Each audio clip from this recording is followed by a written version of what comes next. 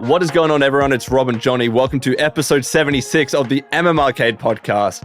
I think we just witnessed one of the craziest things. Alex bloody Pereira. Not only does he do it, he bucked our expectations and a lot of the odds makers. Dude, he just TKO'd Magomed Ankalaev like their first fight was nothing. Do you know what I mean? In 25 seconds. You know, everyone and their friend was saying they wanted to see Alex move forward. They wanted to see him be more aggressive. Yeah. Put Magomed Ankalaev back on the back foot, make him react to Alex's game. And man, it's like it was like that's what I wanted to do the first time, and just went in there and just stoned him, dude. Like, yeah, just that he just went in there with absolute confidence. You know what? He said in his first fight he was fighting at 40%. He was sick. Yeah. He had injuries. Dude, I believe him now.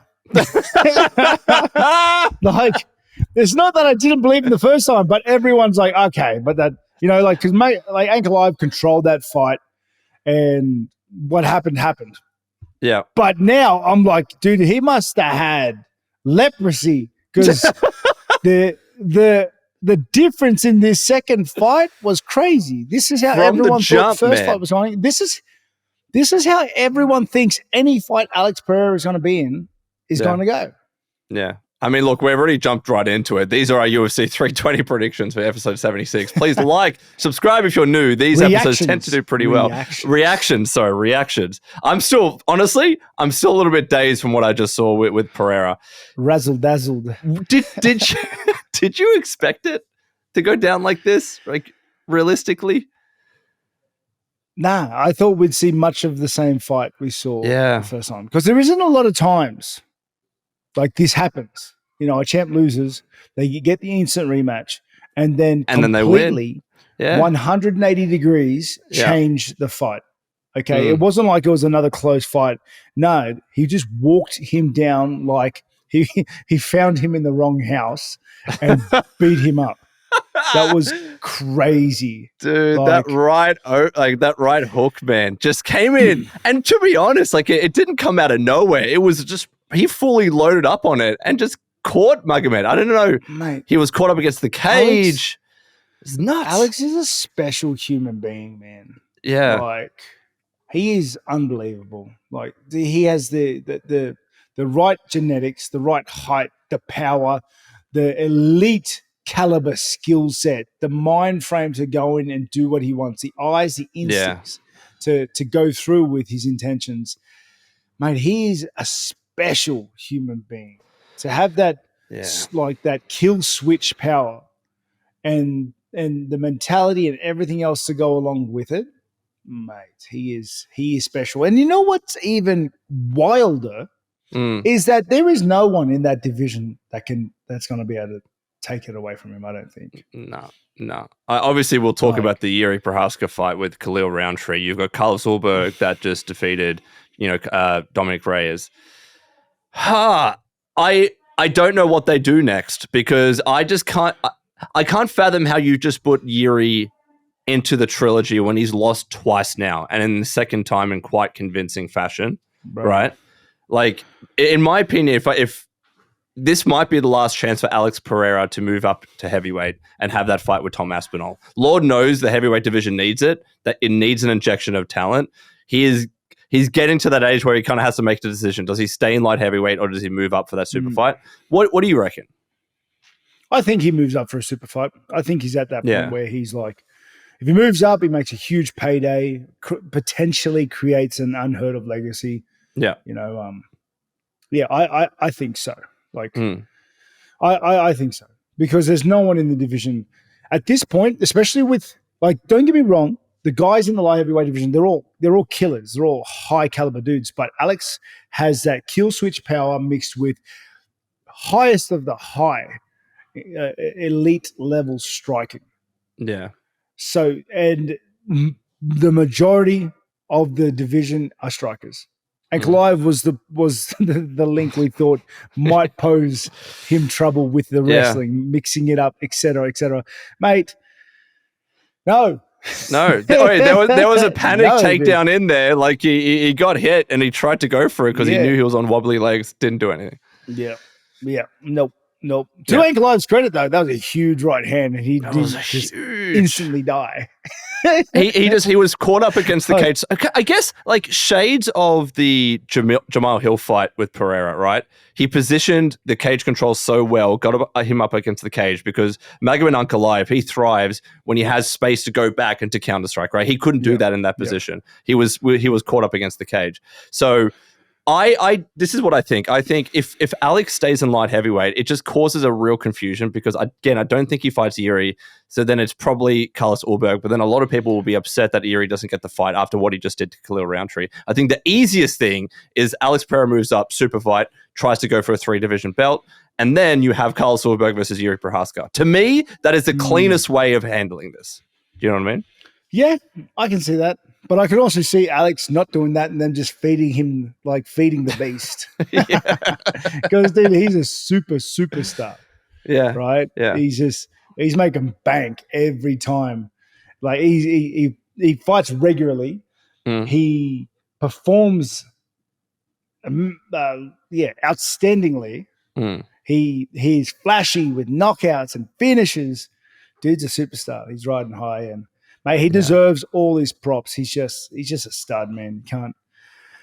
Can't fault him, man. So obviously he last year fought quite regularly, and he was saying after the Ankalaev loss that he needed a bit of time to get ready, etc., etc. He might not. I know that it was a very quick victory, but he might not just jump back in there. He might, if he wants to wait at light heavyweight, there becomes a number one contenders fight between Jiří and Carlos Ulberg, and then waits for that. Maybe, I don't know. Like there's a bunch of ways that this could go. But it's safe to say that Magomed Ankalaev is probably never seeing a title opportunity for a long time, if ever. Like, oh man, what a fight! What a fight! I'm so shocked. I'm so shocked. Yeah, Ankalaev's gonna have to work his way back up. UFC don't love the guy to begin with, so so he's gonna have to work his way through the grinder that is the division. But Alex, mate, hats off, outstanding. Everyone had Ankalaev because of the first fight. Yep. Alex said he was sick. No one you can't. How much can that weigh in your decision making for a prediction? Like a fighter saying they're sick. We've heard it. Yeah. Before, We've heard it a million times. But I believe him now. I believe him wholeheartedly.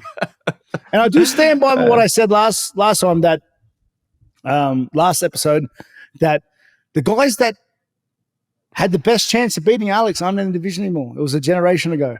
Unfortunately, it was an era ago. And they're not there anymore. So there's no one for Alex in that division, I don't think. It poses him a threat.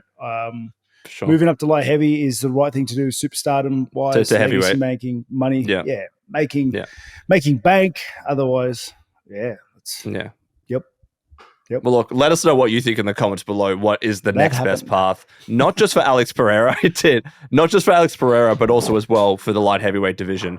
But in the co-main, a fight that went a little bit more to script.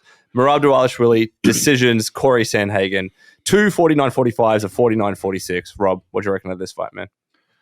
Mate, I will say, hats off to Cory and his team for the conditioning and preparation.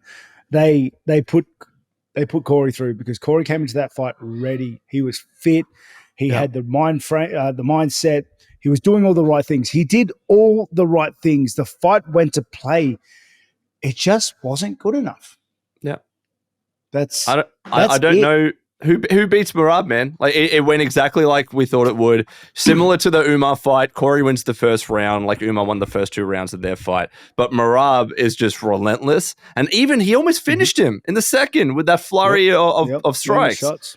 And to Cory's credit, as you said, the fact that he didn't get knocked out or TKO'd there was quite impressive. So he still went the rest of the fight, but then he just chain wrestled his way to victory, like he always does. The amount of get-ups, dude. The amount of get-ups. Cory was relentless with never giving the takedown completely. Yeah. I think Merab shot 50 times or something. So this is the last number they said on the broadcast. We don't have the official stats yet. 18 takedowns he secured out of 36 attempts. Yeah, that's just not insane.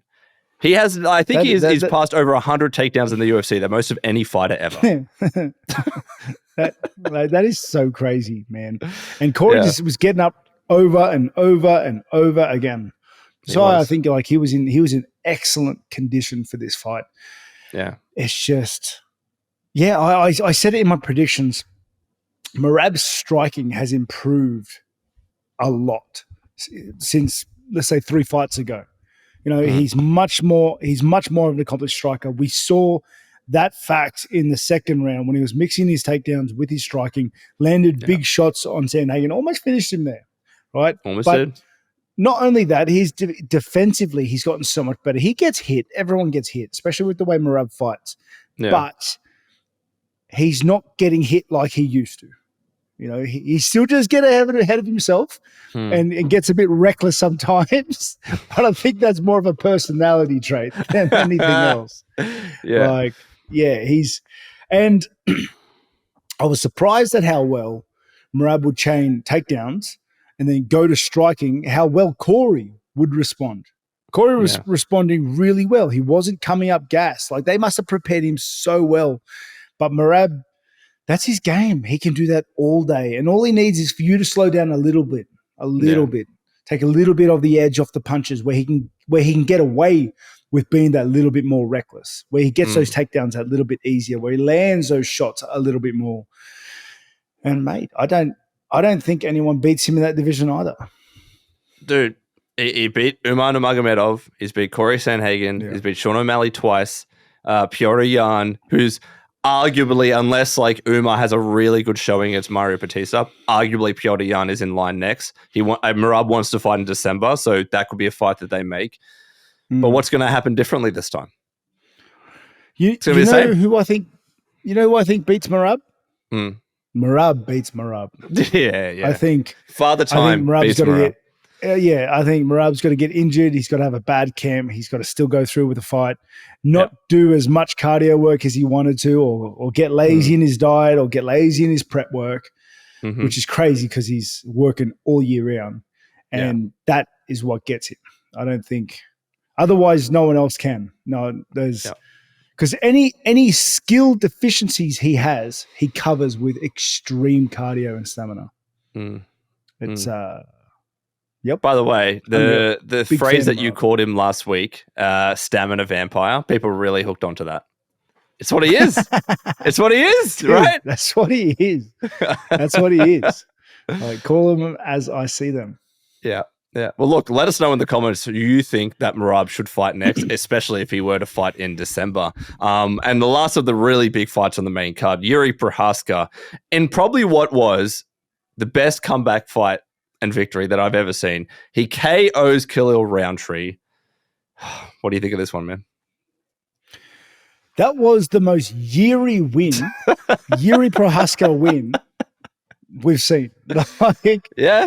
Khalil came out. I didn't like how it looked for Jiří after that first round. He didn't look good, man. It's got outstanding striking, man. He really does. Man. But then he starts to slow down, and Jiří keeps the gas on in round 2.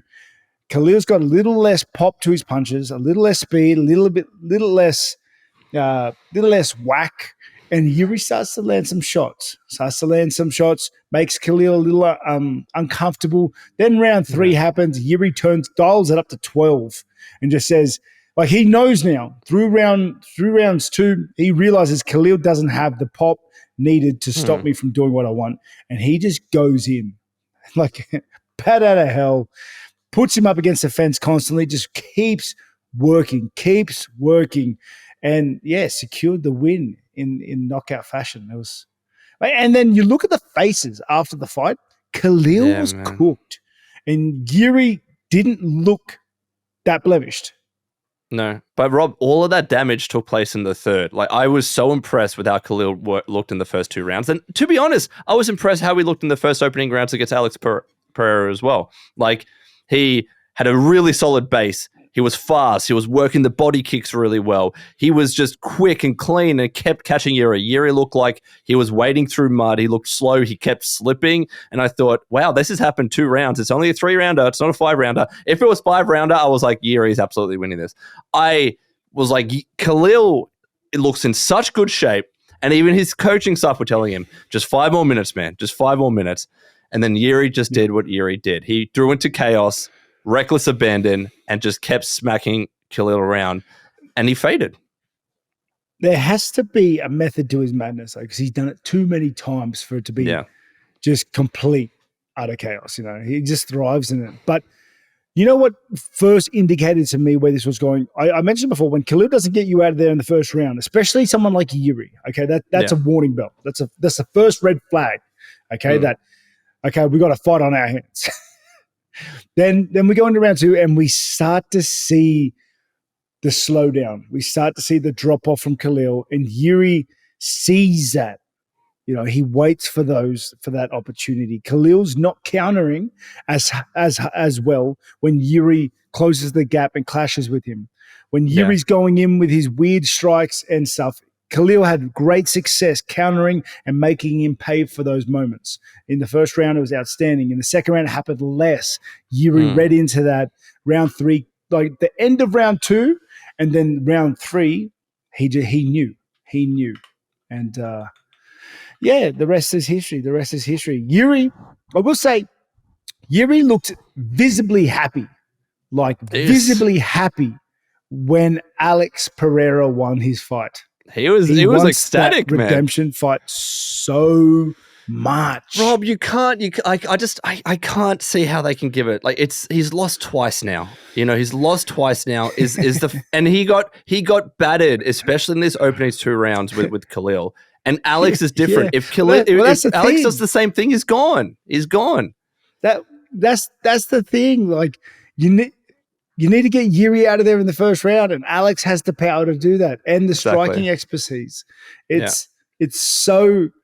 But I don't care. I want Jiří in there again. I want to see it happen. I want him.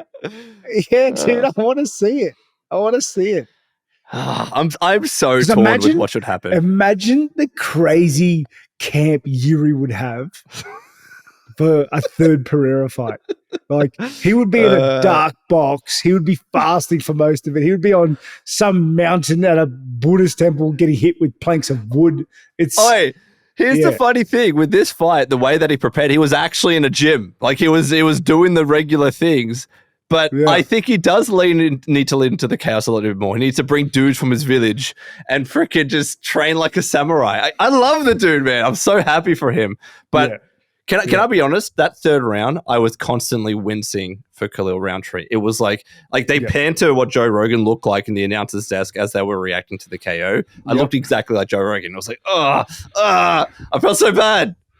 Poor Khalil, man. Yep. It's yeah, man. I do feel bad for Khalil. He's so accomplished striking wise. He has so much power and he's so dangerous. Mm-hmm. But man, what do you do against Jiří? Like, you put Alex Pereira in there. He put a great showing against him. Yeah. Please let us know your thoughts in the comments below. What a crazy, crazy comeback. Would you say, by the way, that was the craziest comeback in UFC history? I'd be very interested to see. And there were a bunch of other fights that happened, but we've also got a UFC fight night to predict, brother. We're going to at least talk about the main event. This weekend, crazy, Charles Oliveira is fighting Mateusz Gamrot. He's stepping in on short notice. Oliveira, 35 wins, 11 losses. He just lost to Topuria via KO. He beat Michael Chandler via decision, lost to Arman Sarukian via split decision, and he beat Beneil Dariush with TKO punches. Gamrot, 25 wins, 3 losses. He just beat Ludovic Klein via decision. He also had a very, very close and some would say controversial split decision loss to Dan Hooker, and also beat Rafael Dos Anjos. Rob, Oliveira, back in there very, very soon after, maybe about 3 months or so after his KO loss to Topuria. What do you reckon about that? Mate, I don't know. I'm going to have to lean towards Oliveira. I think his kickboxing can give Gamrot problems, but not to mention Charles works extremely well off his back. He's so dangerous with that. So I think that nullifies Gamrot's mixing of the levels, which means it's going to be, if we're looking at it in pure kickboxing, in a pure kickboxing sense, Oliveira, I think, has the cleaner strikes, but it is relatively soon after the Topuria loss. And it is. Charles, he's been getting hit hard for the longest time. Okay. Not to say And that last one was hard. Yeah, that was bad. That was really bad. I'm curious. Yeah, I'm going to lean towards Oliveira. I think he's got the skills, definitely has a skill set, but I am worried about the recency of his last loss. Yeah, the recency, I will say though, like Mateusz Gamrot's not necessarily known for his KO power, right? I just checked it. He's had 8 finishes out of the 25 wins that he's had, but like still, he's not known for his crazy knockout power. He could catch Oliveira, given that his chin is now even more suspect. And it's so soon after the Topuria loss. Like, that's what I keep coming back to. We saw it happen very similarly with Volk, right? He had that loss to Makhachev with the head kick. He came back too soon against Topuria, and he gets knocked out. Could that just be Topuria's knockout power? Yes, but we keep seeing Charles Oliveira get dropped. And after that, I really worry about his chin. I'm leaning towards Charles Oliveira as well. But Gamrot, man, like, Gamrot is a dog. Some would say he beat Dan Hooker, didn't do enough damage in the eyes of others. He had a very, very good win against Ludovic Klein. But Charles Oliveira he's Charles Oliveira. He could do what he always does, you know? He's a stud. Yeah. Like, yeah. I can see Oliveira getting dropped, though, and still winning. Like how many fights he's had? He gets Dustin Poirier dropped in just about every fight. You know what I mean? Yeah. Except that last one. That last one he did get back up. He did not get back up from that. No. Yeah. Yeah. Well, let us know your predictions in the comments below for Gamrot versus Charles Oliveira. A few other fights on that fight card as well. Mate, you know what? I'm going to say it. I think this might actually be a short episode. It might actually be our shortest episode. You know what the problem was? It was Alex Pereira for knocking out Magomed Ankalaev too quickly. There wasn't a fight for us to break down. Yeah, it's his fault. I'm gonna DM him. No, you know what it is as well. We did an episode like 2 days ago or something like that. We can't play that many games in 2-3 days. Too consistent lately, man. Dude, we're 6 for 6, man. 6 for 6. Too consistent. I will say this, like let's get into the segment, what we're watching, playing, and reading. I was chatting with Rob a bit beforehand. Maybe we can also give some recommendations for games that we've played not so recently. Rob, I know you're playing right now. Straight after this podcast, let's go play Noita. Is there any other games that you can recommend that you've played not so recently that you haven't been necessarily playing in the past week? Oh, man, where do I start? It's hard. I can talk about games just randomly forever, though. Do it. We're going to add some length to this episode anyways. You know what? Noita's great. Get Noita. Noita's so much fun. Like, it's hard. Okay, and I've got a good run going where I can travel up and down and go to parallel worlds and stuff. Yeah. I'm not godlike yet, but I'm scraping by, hoping to slowly accumulate. You know what? Like, it's one of those games, and this is why I like roguelikes so much. Okay, it makes me be patient. I'm not a very patient guy, okay? But these games make me patient. Turn-based roguelikes where, like, you need to make sure you're kitted out properly to deal with anything you might come across. Yeah. Otherwise, you lose 8 hours of progress. So this God run I got now is so, like, if my wife comes in and talks to me, I have to pause it and stop playing. I can't play and talk at the same time. I can't. My leading cause of death in Noita is my wife. She comes in, cooks. Have you told her that? Yeah, 100%. She knows. She knows. But like for instance, like I was getting tired. Like it was late and I was playing. I was like, nah, I've got to stop here. I've got to stop here before I do something stupid. Because it only takes a second to do something stupid and lose the entire run. The run's going well. I don't want to ruin it. It's a lot of fun. And roguelikes have really changed my opinion on that. Like they've made me be better. Can I ask you something? Like, did you ever play Hades? Hades 1? Hades. I tried. I didn't like it. I'm surprised you didn't get into it. I'm not great with those like fast Diablo-esque shooter games. Like if it's too fast for me, I'm getting old. Getting old. Fair. I'm getting old. My gaming eyes are getting older. So let me ask you something though. When it comes to Noita, right? For people that don't want to be punished so much but still want to get into roguelikes, are there any games that you would recommend as a starter for like this is like a great starting point for a roguelike genre? What do you reckon? That's not going to punish people too hard. I do think there's a point where it's like you're going to have to just learn to bite the bullet. Where sure, like there's no, because I know a good like any roguelike that has progression will keep you there. But the proper ones where you lose absolutely everything, they're the ones that make you tingle inside when things get dicey, bro. Like it's I think there's a game called Rogue's Tale. I think that's an excellent introduction to the game. Into those type of games. It's turn-based. A lot of cool things can happen. You know what? Yeah. Barony's a fun game. Have you ever played Barony? Barony? No. Yeah, that's a fun roguelike. It's not the sort of roguelikes that I like generally because it's not like a forever game.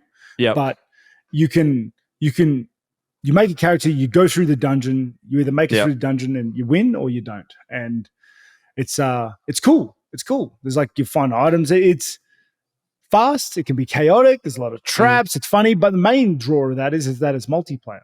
So if you want to get into roguelikes with your friends and stuff, it's actually really funny multiplayer. Like you'll step on a boulder trap, but your mate will die. It's hilarious. The only roguelike that I played in recent memory, and I think I told you about this. I don't know whether you would consider it necessarily roguelike, maybe roguelite, but Returnal. And I think I told you that Returnal, when we started playing at launch, had a bit of a bug where you can go back to the opening thing and kind of heal. And so many people, and I'm not going to lie, I did a little bit, you would just keep going back to that thing. And then that way you would get all the power-ups that you would need. And then you could play the rest of the game without dying so much. But it didn't even with that, you didn't lose all your stuff completely either if you did die. It was so dodgy. I'm not going to lie. Yeah. No, but that's usually how you start with roguelikes. You cheese it. And then at some point you're like, hold on. No, I didn't get through it properly. You know what I mean? And like Elden Ring now, any of those games, I can't go farm souls until I'm level 300 anymore. I used to, back in the day, the first thing I would do was find a soul farm, level up, and then go smash things. Yeah. But now I'm tempted to try and not level up at all besides following a linear path of the story. Just because that's how you get your stripes. You know what I mean? I get it, man. I don't know what it is about Elden Ring. When I played it, I was just so... It was every day I could not drop this game. It was, I think I had a holiday on or I didn't have a job at the time.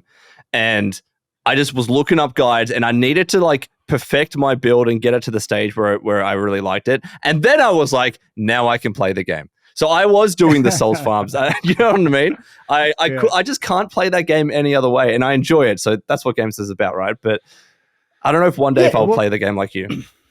You enjoy games the way you enjoy them. Like, I'm tempted to do a hardcore run in Elden Ring, but I'm pretty sure I'd only be able to do it with magic. I don't think I could do it with like a range run. I don't think I could do a melee hardcore run because no, you'd get smacked around.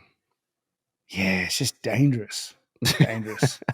But you got to do it though. You got to finally beat Shadow of the Erdtree, man. I still can't believe you haven't played that. I don't know. There's just nothing drawing me to play it right now. You know, there's a lot of good games out and a lot of cool indie games at the moment, like are coming out. I hate getting ads for games I can't play now. Like, it annoys Pre-order now. Me.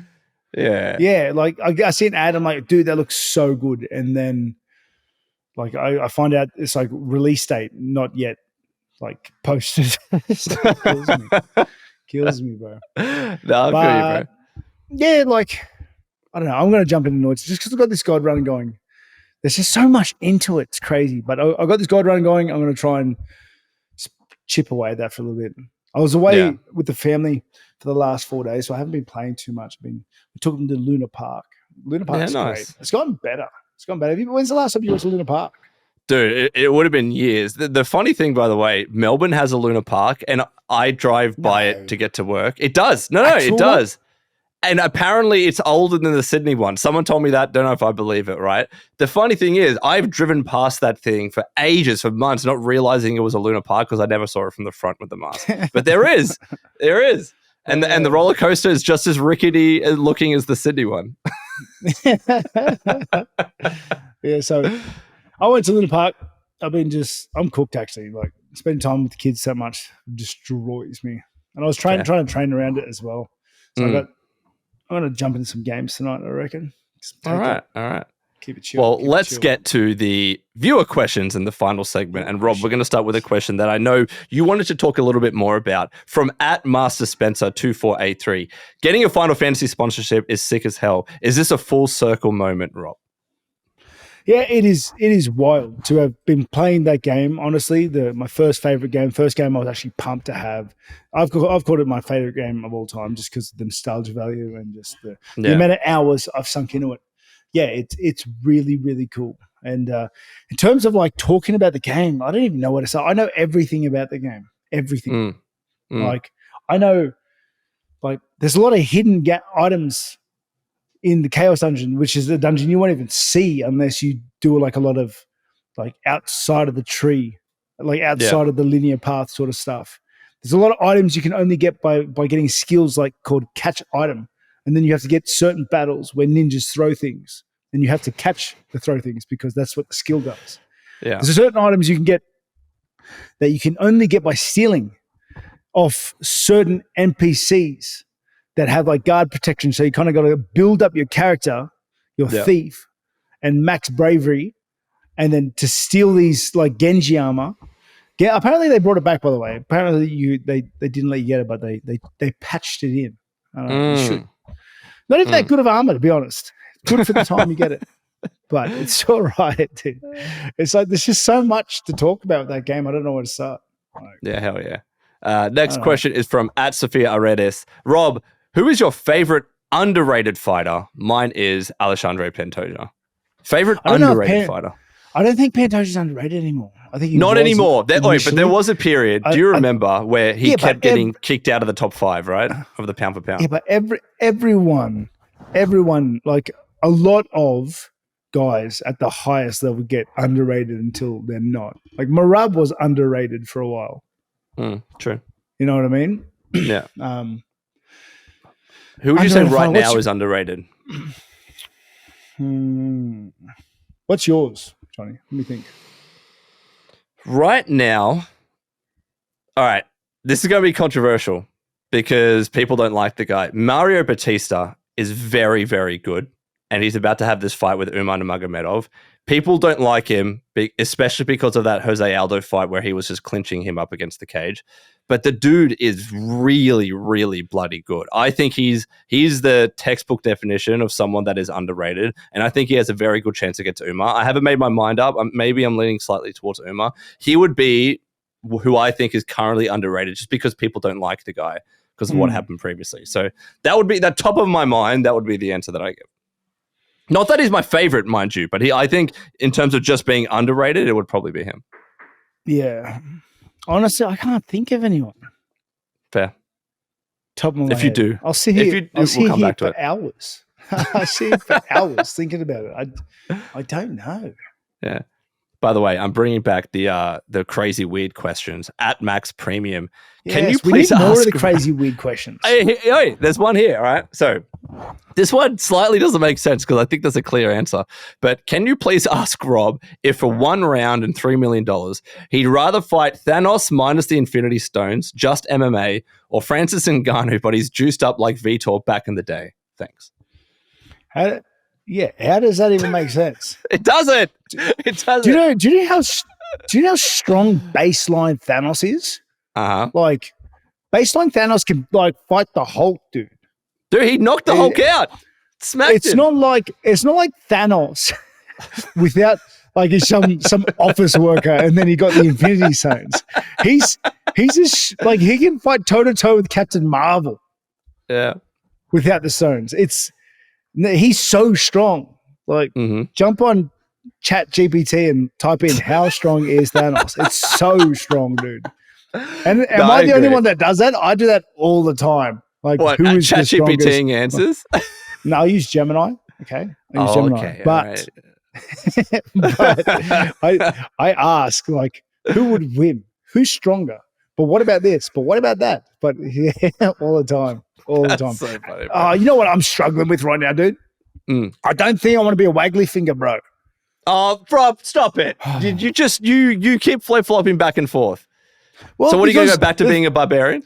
Well, the thing is, though, it's like I like Magic so much. Magic is so cool. Like, end game, like tier 4 Magic in Dungeons and Dragons is mental. It is like a game within itself. It is so cool, dude. But I also love the idea of just being a dude running around with a two-handed axe, naked, biting people's faces, man. That sounds so cool. You know what I mean? I don't know what to do.